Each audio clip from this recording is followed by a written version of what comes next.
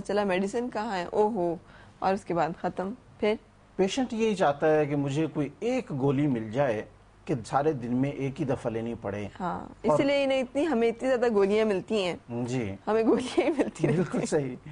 تو ایسا اس میں نہیں ہے. ہومیوپیتھی میں آپ کو at least 4 times a day تو میڈیسن ضرور لینی پڑتی ہے. یا پھر دوسرا جو طریقہ ہوتا ہے اس میں ہائر پوٹینسیز کو یوز کیا جاتا ہے. صحیح. اور وہ اس میں پھر یہ کہ ریپیٹیشن کے اتنے چانسز نہیں ہوتے، لیکن اس میں پھر یہ ہوتا ہے کہ پھر ایگریویشن کے بھی چانسز ہو سکتے ہیں. اچھا. جس طرح سے لاسٹ پروگرام میں نے آپ کو بتایا تھا کہ ہائر پوٹینسی آپ یوز کروائیں گے تو رسک کے چانسز بھی زیادہ ہوں گے، ریکوری کے چانسز بھی زیادہ ہوں گے، کوئک ریکوری کے، اور رسک کے چانسز بھی زیادہ ہوں گے. صحیح. تو وہ پھر اوائڈ کرنا چاہیے. صحیح. تو اس لیے پیشنٹ کو ہم بتاتے ہیں کہ بھئی تھوڑا سا صبر تو کرنا ہوگا کیونکہ کرونک کیس ہے. سو ہومیوپیتھی جو لوگ ٹرائی کرنے کا ارادہ رکھیں ان کو صبر کے ساتھ اور مستقل مزاجی کے ساتھ چلنا ہوگا اس کے ساتھ. اگر انہوں نے ڈیزیز کو چھوڑ کے رکھا ہوا ہے اور اس کے ساتھ کافی عرصے سے چل رہے ہیں تو صحیح. اچھا، ہمارے ساتھ کالرز ہیں اور انہیں شامل کرتے چلیں گے. جی السلام علیکم. ہلو، السلام علیکم. کیا حال ہے آپ کا؟ ٹھیک، آپ کیسی ہیں؟ بالکل ٹھیک، اللہ کا شکر. اچھا، میں نے ڈاکٹر صاحب سے بات کرنی ہے. کیجئے، ذرا اونچا بولیے گا. اچھا جی. مجھے کافی سال پہلے نا میرے میں مسئلہ تھا. کیا مسئلہ تھا؟ یہ درد رہتی تھی نا. صحیح. تو اس کے بعد میں نے الٹرا ساؤنڈ کروایا تو وہ پتے میں پتھریاں نا. صحیح. اس کے بعد میرا آپریشن ہو گیا. صحیح. اور آپریشن کے بعد بھی تقریباً میری کیفیت وہی ہے جو پہلے تھی. پرہیز کرتی ہیں آپ گھی اور آئل وغیرہ سے؟ میں بہت پرہیز کرتی ہوں.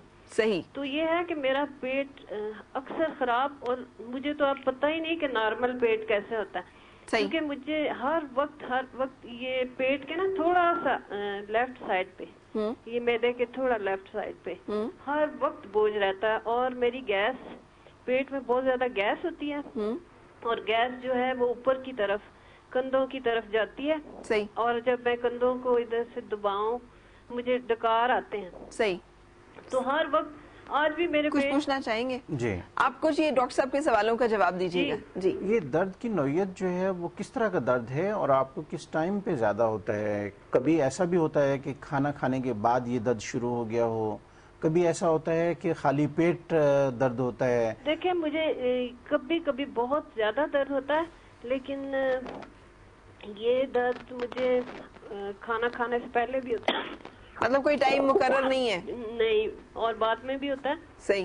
اور جیسے میں کوئی کبھی کوئی چنے وغیرہ کھا لوں نا، صحیح، ایسی چیز، بینز، صحیح، تو اس کے بعد یہ تکلیف میری بڑھ جاتی ہے. بالکل ٹھیک ہے. بہت زیادہ گیس، اور اگر مجھے گیس نہ ہو پھر مجھے اتنا مسئلہ بھی نہیں ہوتا. صحیح. کچھ اور پوچھنا چاہ رہے ہیں؟ جی بس ساتھ رہیے، ہم آپ کو اچھا میں فون بند کرتی ہوں. ٹھیک ہے فرزانہ، ٹھیک ہے، پھر ہم آرام سے آپ کو بتاتے ہیں. یہ گال بلیڈر کا جو ہے بہت کمپلیکیٹڈ ہے، اور مسئلہ اس میں یہ ہے کہ عموماً فزیشنز کے پاس جائیں تو ڈائگنوز نہیں کر سکتے. مجھے اس کا اندازہ اس طرح سے ہے کہ میری اماں کو یہ مسئلہ ہو گیا. آپ یقین کیجئے ہم 1.5 سال بالکل اسی طرح، ہاں درد ہو رہی ہے، اچھا یہ اسٹمک کا مسئلہ ہے، اچھا پتہ نہیں یہ کیا ہو گیا ہے، کیوں ہو گیا ہے، یہ پین کلر لے لیجئے. اور ایگریویٹ ہوتے ہوتے ہوتے ہوتے ہوتے ہوتے وہ اس سٹیج پہ پہنچتے ہیں. اور جب بالکل وہ ایک فائنل اس پہ آ جاتا ہے پیشنٹ کے، جب وہ اس کی کوئی حالت نہیں رہتی، تو تب کہیں جا کے ڈائگنوز ہوتا ہے کہ اچھا چلے اب الٹرا ساؤنڈ بھی کرا لیا جائے کہ کچھ پتا چل جائے کہ کیا ہے. اس سے پہلے تک میڈیسن کے جو لوگ ہیں اور میڈیسن اسپیشلسٹ جو ہیں وہ ضرورت نہیں سمجھتے کہ کوئی ٹیسٹ کرا کے تو ایک دفعہ ڈائگنوز کر لیا جائے. اصل میں بعض اوقات سمٹمز جو ہیں وہ اتنی مکس اپ ہوتی ہیں کہ وہ پیشنٹ کو خود بھی سمجھ میں نہیں آ رہی ہوتی ہے، ڈاکٹر بھی یہ سمجھ رہا ہوتا ہے کہ اسٹمک کا کوئی پرابلم ہوگا. جس طرح سے وہ اپنی سمٹمز بتاتا ہے پیشنٹ، اس حساب سے وہ سمجھتا ہے کہ یہ اسٹمک کا کوئی پرابلم ہے یا جی آئی ٹی کا کوئی پرابلم ہے، اور اس کی میڈیسن چل رہی ہوتی ہے. اور پھر یہ کہ اس سے ریلیف بھی مل جاتا ہے. اگر بہت زیادہ کیس خراب نہ ہو، انفلیمیشن زیادہ نہ ہو، تو پھر وہ آپ نے میڈیسن دی، کوئی پین کی میڈیسن دی، تو اس سے وہ ریلیف مل گیا. یا اور مجھے ایسے بھی لگتا ہے کہ یہ کوئی ایک گو میں نہیں ہوتا مسئلہ، ہوتا ہے ختم ہو جاتا ہے، پھر ہوتا ہے ختم ہو جائے گا، سیٹل ہو جائے گا ایک تھوڑی مدت کے لیے، پھر ہوگا، پھر سیٹل ہو جائے گا. سو ایک گو میں نہیں ہوتا کہ آپ جس کو اس میں وہ کنٹینیوٹی اگر رہے نا تو پھر زیادہ پریشان ہو پیشنٹ، اور پھر ڈاکٹر بھی پریشان ہو اور الٹرا ساؤنڈ ایڈوائز کرے.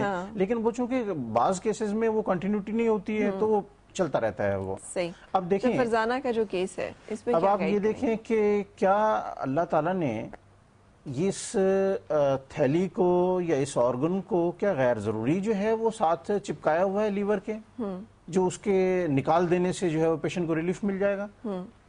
کوئی ہے اس کا رول ڈائجیشن میں، اور وہ آپ نے فرزانہ کے کیس میں دیکھ لیا کہ اس کو ریموو کرنے کے بعد بھی اس کا پرابلم ایز اٹ از موجود ہے. صحیح. اور وہ کیوں ہے؟ وہ اس لیے کہ اب ڈائجسٹو سسٹم میں گال بلیڈر کی طرف سے آنے والا جوس یا بائل جو سیکریشنز ہوتی ہیں وہ مل ہی نہیں رہی ہیں. صحیح. وہ آ ہی نہیں رہی ہیں، اور ڈائجسٹو سسٹم جو ہے وہ پراپرلی فنکشن نہیں کر رہا. ڈیفینیٹلی اسپازم ہو رہا ہے وہاں پہ، انفلیمیشن ہو رہی ہے وہاں پہ، اور اس کو وہی